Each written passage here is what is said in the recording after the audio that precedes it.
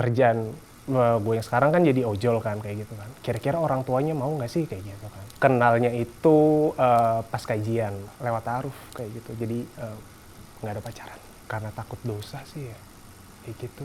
Karena dia yang mau sama kerjaan saya.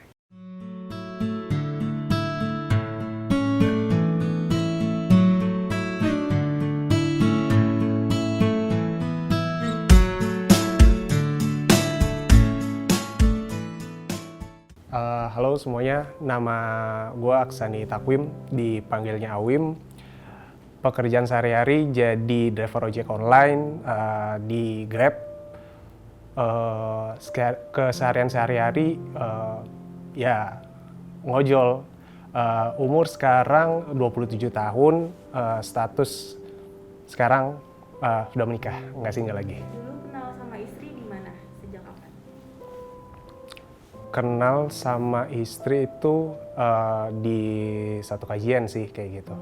Kenal di situ dari awal-awalnya cuman kayak temen-temen berlanjut sekarang jadi nikah. Oke.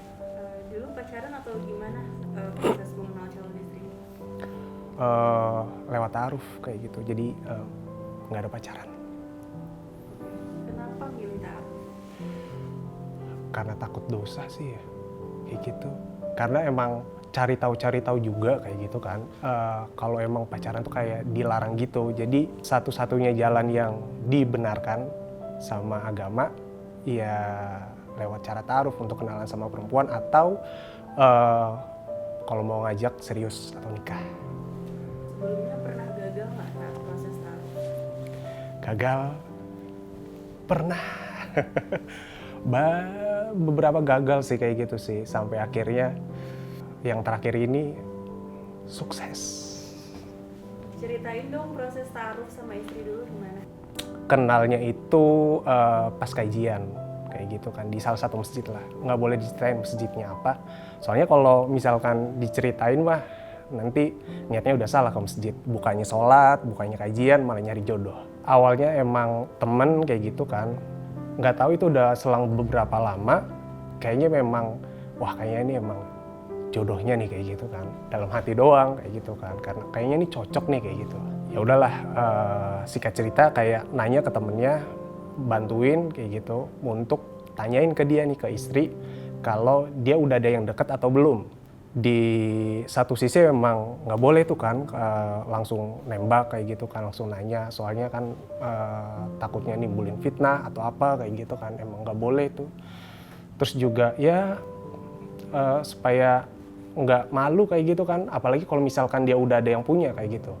Jadi kayak langsung ngedrop kayak gitu, terus jadi kalau ketemu kayak canggung-canggung gimana gitu kan.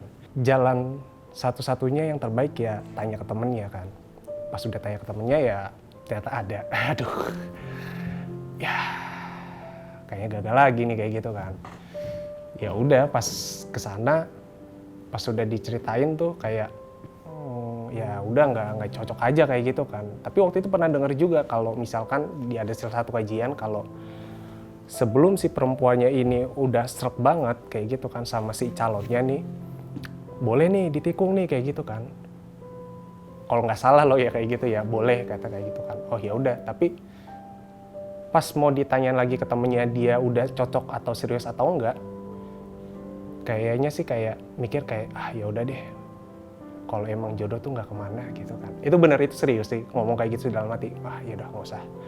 Selang beberapa tahun, temennya yang waktu itu pernah gue tanyain ke dia kalau dia udah punya pacar enggak, ngasih tahu kayak gitu, ada yang mau taaruf nih kayak gitu kan. Siapa kayak gitu kan, mikir ini siapa ya, istilahnya apa ya, kasih tahu aja deh emailnya apa, nanti biar dia langsung kirimin kayak gitu kan CV-nya kayak gitu kan. Terus juga di awal udah diceritain juga kayak coba deh dia tanya dulu deh, tanya ke dia, kerjaan gue yang sekarang kan jadi ojol kan kayak gitu kan, kira-kira orang tuanya mau nggak sih kayak gitu kan.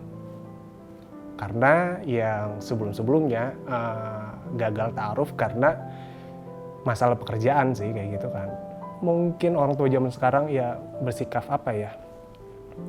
realistis juga sih kayak gitu kan. Ya istilahnya masih dipandangnya masih belum baik lah kayak gitulah. Jadi kayak ya udah nih, kalau emang mau serius cobain tanyain ke orang tuanya dulu gimana kerjaan yang sekarang dia mau terima atau enggak. Kalau emang terima, kasih CV-nya langsung ke email. Ceritanya kayak ini belum tahu nih siapa nih, soalnya nggak mau nanya juga sih biar kayak wah surprise nih siapa gitu kan. Ya. Akhirnya ternyata wah bener jodoh emang nggak kemana. Ternyata yang ngirim email ini dia yang waktu itu pernah gue coba untuk taruh kayak gitu kan. Ternyata bener jodoh nggak kemana gitu kan. Berarti dulu sebenarnya tuh nggak ada ini ya, nggak ada perantara kayak Ustadz gitu ya? Nggak ada perantara sih, jadi emang langsung to the point aja ke dia kayak gitu kan. Dan juga ngobrolnya juga ini juga lewat email kayak gitu kan, karena emang pernah gagal juga sih kayak gitu, dan itu juga karena pakai hati kayak gitu kan. Jadi harus dibatasin kayak gitu kan, jadi pakainya pakai email kayak gitu kan. Kalau emang harus langsung WhatsApp, ada kemungkinan karena emang sering pakai HP terus ngeliatin jadi kayak mikir oh iya aduh ada gimana gitu kan, baper gimana. Nah itu yang harus perlu dihindarin kan. Jadi ya lewat email kayak gitu sampai setahun kalau nggak salah kayak gitu kan, dia ngirim email, pokoknya perantaranya tuh lewat email. Dan juga dengar sendiri juga lebih baik sih langsung ke bokapnya langsung sih kayak gitu. Apakah ada kendala selama proses taruh dan saat menuju ke pernikahan? Kendala sih banyak sih, kayak keraguan-raguan sih kayak gitu sih. Kalau dari istri kayak gitu, kayak ada ragu-ragu kayak ini bener nggak sih jodoh gua kayak gitu kan. Ini bener nggak sih dia bisa jadi suami gua kayak gitu. Ini bener nggak sih kayak emang bisa nggak sih kalau penghasilan ini cukup kayak gitu kan. Tapi yang dia cerita sendiri ke gue kayak dia cerita ke bokapnya, ya Pak ini kerjanya kayak gini, terus gimana nanti kalau mau nikah kayak gitu kan, punya anak dan lain-lain. Dia bilang kayak nggak usah takut kayak gitu kan, Papa dulu sama ibu kamu juga kerja, iya di kerjanya juga tiba-tiba nggak ada kayak gitu kan pas awal pernikahan, tapi sekarang bisa aja kayak gitu kan sampai sekarang. Kerjaan mah itu mah bisa dicari, yang terpenting mah kalau agamanya baik ya diterima aja kayak gitu. Itu sih akhirnya yang bisa ngeyakinin dia kayak gitu untuk kayak oh ya ini mau nerima kayak gitu kan. Itu yang rintangan-rintangan itu sih yang ada sih kayak gitu nih. Jadi itu sih rintangannya, sama ada perbedaan pendapat kayak oh ya mau nikah secara gini. Yang satu kayak mau ya kalau gue sendiri kan mau nikah secara syar'i ya sama pasangan gue kan ya. Tapi di satu sisi ada yang kayak nggak mau kayak gitu kan. Jalan satu-satunya sih ya coba untuk merelakan ya kayak gitu ya, berbesar hati ya kayak gitu, mencari jalan keluar ya. Oke, ya udah kalau emang mau syar'i tapi juga mau adat, jadinya kita mau gini ya. Akhirnya ya tujuannya tercapai dua-duanya, win-win solution kayak gitu. Kenapa yakin memilih dia sebagai istri? Karena dia mau sama kerjaan saya gitu. Kerjaan gue kayak gini kan, kerjaan kayak jadi ojek online kayak gitu kan.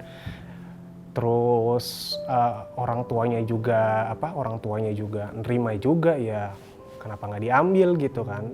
Kan yang gue tahu juga kan harus kan yang sekufu kayak gitu kan, kayak sekufu apa ya, yang sama kayak gitu. Pokoknya ini sama-sama nih, dia sama-sama mau nih sama kerjaan nih kayak gitu kan. Pengalaman sebelumnya kan terkendala karena masalah pekerjaan, jadi ya udah, kenapa nggak diambil aja kayak gitu, kenapa nggak terima aja dia jadi belahan jiwa ya gitu. Ada nggak pengalaman unik waktu jadi ojol? Pernah sih kayak gitu sih, ini lebih ke digodain sama laki-laki ya, aduh gitu, bukan perempuan kayak gitu kan. Jadi kayak waktu itu kan pernah jemput cowok sih kayak gitu sih, gayanya sih emang kayak maskulin kayak gitu kan, rambutnya klimis kayak gitu, wangi, udah menjelang bapak-bapak kayak gitu kan. Oke, kita ngantar ke stasiun kayak gitu kan. Ternyata di dalam perjalanan ternyata dia megang-megang kayak gitu kan, megang-megang pinggang. Tapi lama-lama kok malah kayak ngegrepe kayak gitu kan. Dari pinggang yang dipegang kayak gini jadi kok muter-muter ini ke sini kan kayak gitu kan. Ini kayak ini bener nggak sih? Tapi di satu sisi sih mau kayak ngomong, Pak ini nggak bisa loh Pak kayak gitu. Tapi di satu sisi juga mungkin dia emang kayak gini kayak gitu. Jadi serba salah juga kan. Satu sisi nanti ngasih tahu ke dia jadi bisa jadi suspend bintang 1, ya aduh sedih kayak gitu kan. Dan satu-satunya ya jalannya dipercepat sampai ke stasiun kayak gitu. Selama ini pendapatan dari ojol itu cukup nggak sih buat memenuhi kebutuhan keluarga atau ada sumber penghasilan? Dibilang cukup ya cukup sih, alhamdulillah sih. Menurut pendapat gue sendiri sih masih tergolong masih cukup kayak gitu sih. Terus pendapatan lain sih nggak ada sih ya kayak gitu. Paling cuman kayak istri kayak ngebantu aja sih, bantu sedikit kalau emang mau jajan apa kayak gitu kan. Oh ya udah nggak apa-apa. Tapi emang full ngebantu. Kalau sehari-hari mah penghasilan utamanya ya ojol aja kayak gitu sih. Saat ini udah nyaman jadi driver ojol atau sebenarnya tuh punya rencana lain? Sebenarnya sih udah nyaman ya kayak gitu ya jadi ojol. Tapi sih emang kalau rencana sih ada sih ya, kayak mungkin jualan kayak gitu mungkin. Jadi ada pemasukannya ada 2 gitu kan, driver ojol juga, ada dari usaha juga gitu kan. Jadi bos gitu sih. Pernah ngerasa malu nggak sih jadi driver ojol? Sebenarnya sih enggak sih kayak gitu sih. Tapi pernah sih pas ketemu sama calon. Karena berdasarkan pengalaman yang sebelumnya pas pada saat taruh, jadi kayak ngerasa kayak insecure aja kayak gitu. Tapi itu pada saat kalau emang proses taruh ya, tapi di luar itu sih nggak terlalu malu atau apa sih. Cuma pada saat oh ya bisa ditanya, oh ya kerjanya apa kayak gitu misalkan contoh. Sekarang bersyukur dong dengan pekerjaan sebagai driver ojol. Ya bersyukur sih, soalnya ya itu driver ojol juga karena banyak pengalaman sih, kayak banyak sosok-sosok yang apa ya, yang kerja kerasnya tuh lebih dari ya gue dari sebagai ojol juga. Ada orang yang misalkan jadi pemulung atau jadi kayak badut kayak di lampu merah kayak gitu kan. Jadi ya banyak bersyukurnya di situ, kayak ngeliat oh iya ternyata masih banyak juga sih yang serba kekurangan, yang masih kerja keras juga kayak gitu. Jadi alhamdulillah sih.